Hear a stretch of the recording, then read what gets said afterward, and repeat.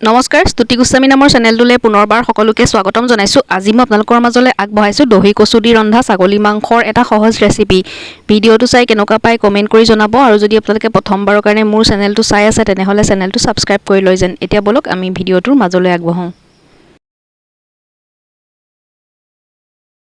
ছাগলী মাংসৰ এই ৰেচিপিটোৰ কাৰণে মই লৈছোঁ ইয়াত 1.5 চামুচমান জিৰা, 5টামান ইলাচি, এটুকুৰা ডালচেনি, অকণমান জালুক আৰু কেইটামান শুকান ৰঙা জলকীয়া। আৰু এইখিনি মই এতিয়া অকণমান সময়ৰ কাৰণে গৰম পানীত তিয়াই ৰাখিম। আৰু মছলাৰ ভিতৰত মই এয়া মছলা ব্যৱহাৰ কৰিছোঁ আৰু লগতে আৰু দুটা ব্যৱহাৰ কৰিম। এতিয়া মাংসখিনি আধা কেজি ছাগলী মাংস ভালদৰে ধুই ল'লোঁ। ইয়াতে দিছোঁ 1 চামুচ কাশ্মীৰ ৰেড চিলি পাউডাৰ, হালধি আৰু 1 চামুচ ধনিয়া গুড়ি। চামুচখন সৰু কাৰণে 2 চামুচ দেখাইছে। আৰু এতিয়া মই গোটেইখিনি ভালদৰে সানি ল'ম। আৰু মাংসখিনি এনেদৰে মেৰিনেট কৰি মই প্ৰায় আধা ঘণ্টামান সময় ৰাখিলোঁ। আৰু এই মাংসখিনি মই ৰান্ধিম আজি দহি কচুৰে। দহি কচু এয়া ডাঙৰ দহি কচু দুডাল লৈছোঁ সেয়া। আৰু এইখিনি মই এতিয়া চুচখিনি গুচাই ল'ম। দহি কচুৰ চুচ গুচাই লৈ পেলাই এইখিনি মই সৰু সৰুকৈ কাটি ল'ম। আপোনালোকে বাৰু ছাগলী মাংস আগতে দহি কচুৰে খাইছেনে? যদি নাই খোৱা এবাৰ ট্ৰাই কৰি চাব পাৰে। লগতে মই আলু বেছি লোৱা নাই, এটা আলু লৈছোঁ আৰু আলুটো মই দুফাল কৰিয়ে লৈছোঁ। আৰু পিঁয়াজ লৈছোঁ মিডিয়াম চাইজৰ 5টামান। ইমানটো চাইজৰ মই পিঁয়াজ 5টামান লৈছোঁ আৰু গোটেইখিনি মই কাটি ল'লোঁ। এতিয়া এখন কেৰাহী গেছৰ ওপৰত তুলি তাতে দিছোঁ অকণমান মিঠাতেল আৰু তেলখিনি গৰম হোৱাত দিলোঁ তাতে 2 কিলা তেজপাত আৰু এচামুচ চেনি। মোৰ তেলখিনি অকণমান কম গৰম হ'ল। আৰু এতিয়া সেই পিঁয়াজখিনি মিহিকৈ কাটি লৈছিলোঁ যে সেয়া ইয়াতে তেলতে দি দিলোঁ। আৰু পিঁয়াজখিনি ৰঙচুৱা হোৱাকৈ মই ভাজি ল'ম। একেবাৰে ৰঙচুৱা নহয়, অকণমান ৰংটো সলাব লাগিব পিঁয়াজে।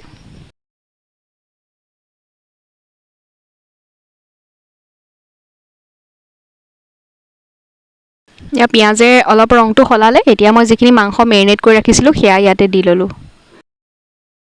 আৰু এতিয়া মাংসখিনি হাত বিষাই যোৱাকৈ ভজাহে কথা আৰু।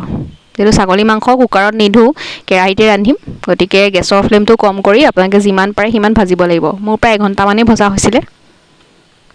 এতিয়া পিঁয়াজৰ লগত গোটেইখিনি মই মাংস ভালদৰে মিহলাই লৈছোঁ। ইয়াতে হালধি, ধনিয়া গুড়ি আৰু কাশ্মীৰ ৰেড চিলি পাউডাৰ দিয়া আছে। নিমখ মই এতিয়া নিদিওঁ, নিমখ পাছত দিম। আৰু মাংসখিনিৰ পৰা তেল বিৰিঙি অহালৈকে মই এইখিনি ভাজি ল'ম। আৰু গেছৰ ফ্লেমটো মই প্ৰথমে 15 মিনিটমান হাই ফ্লেমত ৰাখিছোঁ, তাৰপাছত এইখিনি কমাই দিম। এতিয়া ইয়াতে দিছোঁ মই এতিয়া আদা নহৰুৰ কেঁচা জলকীয়া খুন্দি লৈছিলোঁ সেয়া ইয়াতে দি ল'লোঁ। আৰু এতিয়া গোটেইখিনি মই ভালদৰে মিহলাই ল'ম।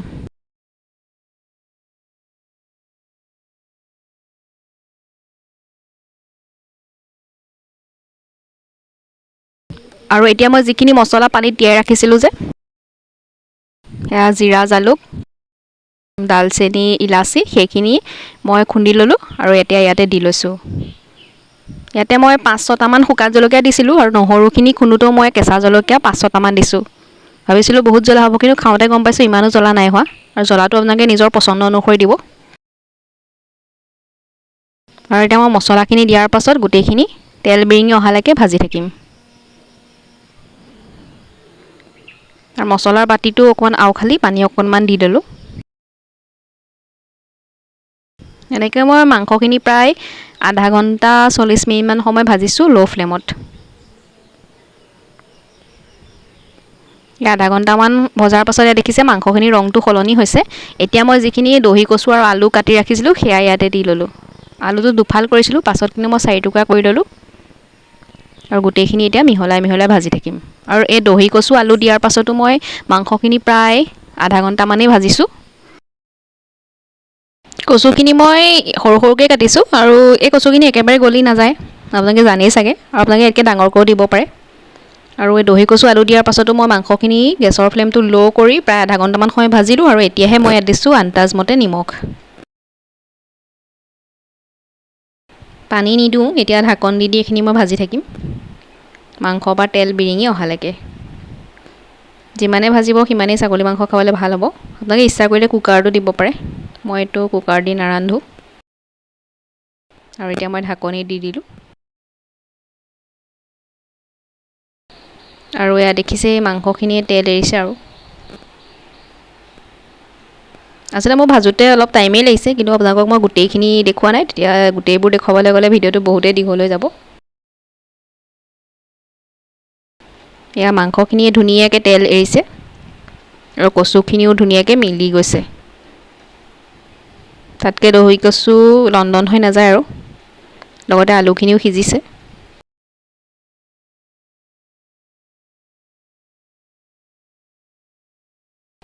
এই আলু টুকুৰা মই চেক কৰি চালোঁ, এটুকুৰা আলু সিজিলে।